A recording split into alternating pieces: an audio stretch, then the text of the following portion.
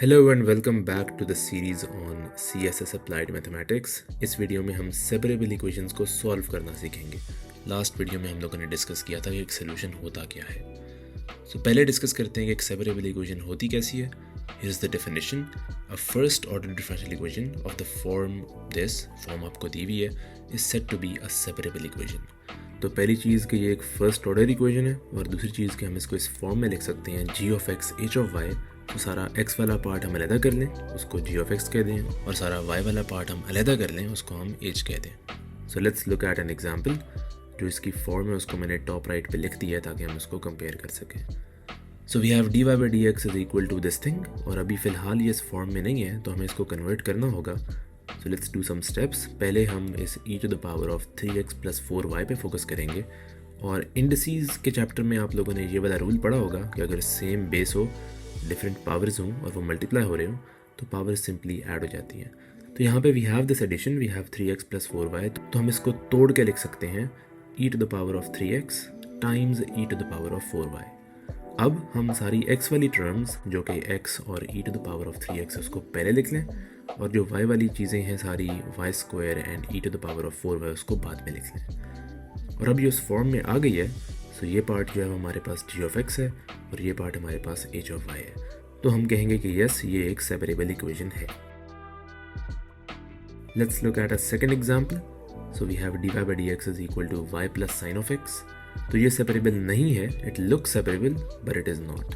क्यों? क्योंकि यहाँ पे ऑल्दो हमें दिखाई दे रहा है कि y अलहदा है और फिर x जो है वो अलहदा है, लेकिन बीच में एडिशन हो रही है। जो हमारे पास फॉर्म दी हुई है ऊपर, वहाँ पे g of x is being multiplied by h of y। तो फंक्शन ऑफ x और फंक्शन ऑफ y को मल्टीप्लाई होना है, ऐड नहीं होना। यहाँ पे हमारे पास बीच में एडिशन है, which is why this is not a separable equation. Separable equations को सॉल्व कैसे करेंगे? इसके लिए हमारे पास 2-3 स्टेप्स हैं। तो पहला स्टेप क्या होगा कि हमें इस फॉर्म में लिखना पड़ेगा, लेकिन इसके साथ आप देखें कि मैंने स्टार लगाया हुआ है, right this equation in this form star. उसका मतलब है कि शायद कभी कभी हमें ये स्टेप ना करना पड़े या हमें ऑलरेडी इक्वेशन इस फॉर्म में दी हो। जो सेकंड स्टेप है उसमें हम लोगों ने एक्सेस को एक साइड पे सेपरेट कर लेना है और वाइज को दूसरी साइड पे सेपरेट कर लेना ऑफ द इक्वेशन। ठीक है। सो जो dy by dx है उसके अंदर से भी dy को अलग कर लें और dx को अलग कर लें। सो इक्वेशन इस फॉर्म में आ जाएगी। आप देखें कि जो dy और h of y है वो लेफ्ट साइड पे आ गए हैं, और dx और g of x वो एक साइड पे आ गए हैं। And then in the last step we can integrate on both sides to arrive at a solution. तो ये 3 स्टेप्स हैं, इनको फॉलो करेंगे तो हमारे पास सेपरेबल इक्वेशन का सोल्यूशन आ जाएगा। Let's look at an example. So ये हमारे पास इक्वेशन है। तो जो पहला स्टेप हम करेंगे वो ये है कि हम इसको फॉर्म में लिख लेंगे। So we have 1 plus x on the left side and we can bring that on the right side, उधर जाके डिवाइड कर देते हैं। So we get dy by dx is equal to 1 over 1 plus x times y, जो कि पहले ही right side पे था। और अब ये उस फॉर्म में आ गई है। We have this part as g of x and then we have this part as h of y, a function of y। अब हम वाइज को एक साइड पे ले आएंगे और एक्सेस को एक साइड पे ले आएंगे। सो ये जो राइट साइड पे y है ये लेफ्ट साइड पे चला जाएगा, और जो लेफ्ट साइड पे dx है वो राइट साइड पे आ जाएगा। So here it is, y right side पे मल्टीप्लाई हो रहा था, न्यूमरेटर में था, लेफ्ट साइड पे we just write 1 over y, और जो dx है वो डिनोमिनेटर से उठ के न्यूमरेटर में आ गया on the right side. In the last step we integrate both sides. So दोनों साइड्स पे हम इंटीग्रेट कर दें। 1 over y का इंटीग्रल होगा log of y, और 1 over 1 plus x का इंटीग्रल होगा log of 1 plus x। And don't forget to add the constant of integration. हमेशा इंटीग्रेशन के बाद हम एक कांस्टेंट ज़रूर ऐड करते होते हैं, और जब भी लॉग्स आ रहे हों तो इट्स एडवाइजेबल कि आप c की बजाय ln of c ऐड कर लें, क्योंकि according to the rules of log हम इन दोनों लॉगरिथम्स को कंबाइन कर सकते हैं। सो ये जो log of 1 plus x है और जो log of c है, they are adding together and we can combine them into a single log, और ये दोनों आर्ग्यूमेंट्स जो है वो मल्टीप्लाई हो जाएंगे। Since we have log on both sides, तो हम इनको कैंसिल आउट कर सकते हैं and we get y is equal to c times 1 plus x। This by the way is a family of solutions, क्योंकि यहाँ पे हमारे पास c अननोन है और c जो है वो कोई भी वैल्यू ले सकता है। So with every value of c we will have a different solution and all of them are valid solutions of this differential equation. So ये है पूरी फैमिली, और आप देखें कि मैंने कुछ सोल्यूशंस को प्लॉट कर लिया c की डिफरेंट वैल्यूज़ के साथ हमारे पास डिफरेंट जो है वो फंक्शंस आ रहे हैं, लेकिन सारे के सारे सोल्यूशंस हैं इस डिफरेंशियल इक्वेशन के। So that's the meaning of a family of solutions, जो कि मैंने लास्ट वीडियो में कहा था कि मैं नेक्स्ट वीडियो में बताऊंगा। एक और एग्जांपल देखते हैं। We have dy by D x is equal to negative x over y. आगे हमें एक कंडीशन दी हुई है y at 4 is equal to -3। इसको भी इग्नोर करें, इसको हम एंड पे देखते हैं। So let's solve. हम y's को एक सेट पे ले आए और x's को एक सेट पे ले आए। We get y dy is equal to -x dx। जो राइट साइड पे y था वो लेफ्ट पे चला गया और जो लेफ्ट साइड पे dx था वो राइट साइड पे आ गया। Now we can integrate on both sides and ये काफ़ी सिंपल इंटीग्रेशन है। सो y का इंटीग्रल होगा y² 2 एंड x का इंटीग्रल होगा x² 2। And don't forget to add the constant of integration. मैंने आगे प्लस k जो है वो कांस्टेंट ऑफ इंटीग्रेशन ऐड किया है। Now we can simplify this equation by multiplying by 2 on both sides, ताकि जो डिनोमिनेटर में 2 है ये ख़त्म हो जाए। And we get y² is equal to -x² plus 2k। And at this point 2k क्या है? It's just a constant. I would like to replace that by c², क्योंकि ये ज़रा ज़्यादा कन्वीनियंट फॉर्म है इसको लिखने की। अब हम इस x² को इक्वेशन की लेफ्ट साइड पे ले आते हैं and we get y² plus x² is equal to c²। और मुझे नहीं पता कि आप इस इक्वेशन को रिकॉग्नाइज कर सकते हैं या नहीं कर सकते, but this is an equation of a circle. और c जो है हमारे पास एक कांस्टेंट है, सिंपली c की कोई भी वैल्यू हो सकती है। So this is a family of solutions and since this is an equation of a circle, तो जो हमारे पास फैमिली है it is just a lot of circles. और मैंने डिफरेंट वैल्यूज ऑफ c के लिए इसको प्लॉट किया है। So we have c equals 1 2 3 4, तो हमारे पास डिफरेंट सर्कल्स बन रहे हैं विद अ डिफरेंट रेडियस। अब आते हैं हम इस इनिशियल कंडीशन पे। So we have y at 4 is equal to -3। इसका मतलब क्या है? इसका मतलब ये है कि जब x की वैल्यू 4 थी तो y की वैल्यू -3 होनी चाहिए। And by the help of this initial condition हम उस फैमिली ऑफ सॉल्यूशंस के अंदर से एक पर्टिकुलर सॉल्यूशन निकाल लेंगे।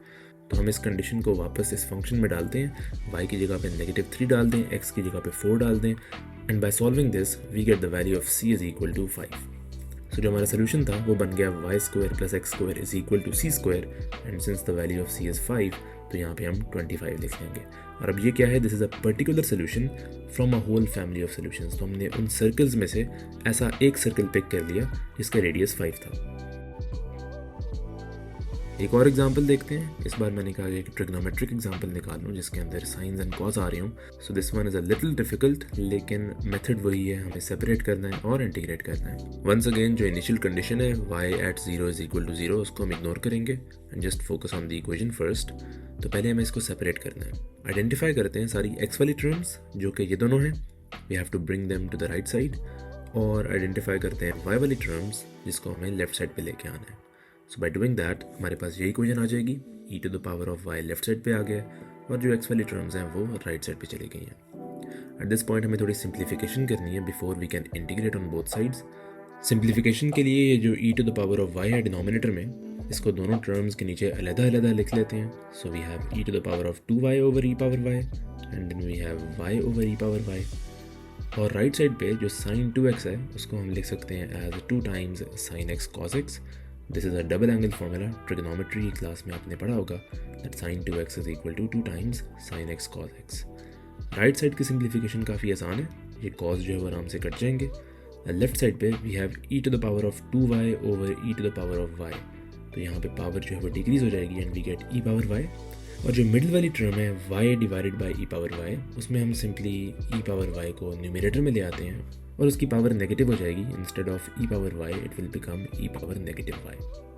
Now we have simplified and we are ready to integrate on both sides. 3 integrations करनी है, 2 तो काफ़ी ईजी हैं, लेकिन ये जो मिडिल वाली टर्म है y times e to the power of negative y, इसकी इंटीग्रेशन इतनी आसान नहीं है। तो पहले ज़रा हम आसान वाली कर लेते हैं जो कि मैंने रेड में लिखी हुई है।